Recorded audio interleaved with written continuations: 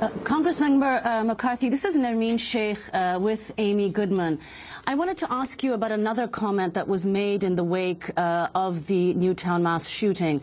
This is Republican Governor Bob McDonnell of Virginia, who proposed having school officials carry guns. He was asked about this proposal on WTOP radio.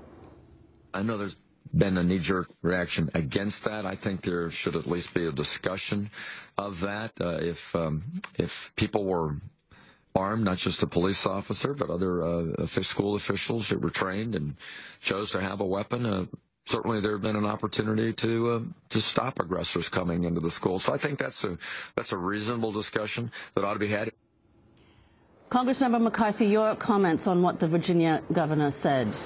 All right, let's take this into context. We have passed legislation to help our schools to be the safest they can be. They followed the lockdown procedure.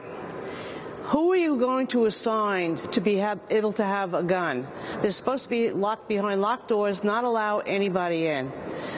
If the principal had had a gun and was charging the shooter, and he has an automatic with large capacity clips, the outcome would have not been the same. If the principal had had a gun and was charging the shooter, and he has an automatic with large capacity clips, the outcome would have not been the same.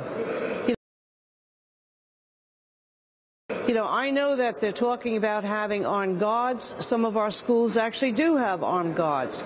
But with that being said, adding more guns to the chaos is not going to help.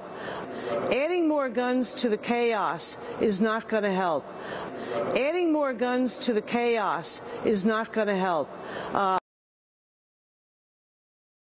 I've talked to many police officers around this country, mainly because that was what was said to me by the NRA after the shooting on the Long Island Railroad. If somebody on that train would have had a gun, Colin Ferguson wouldn't have been able to kill as many and wound as many people as he did.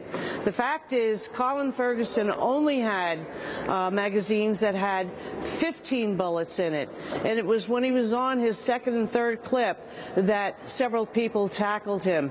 And by the way, that's also what happened at the shooting with Gabby Giffords in Arizona.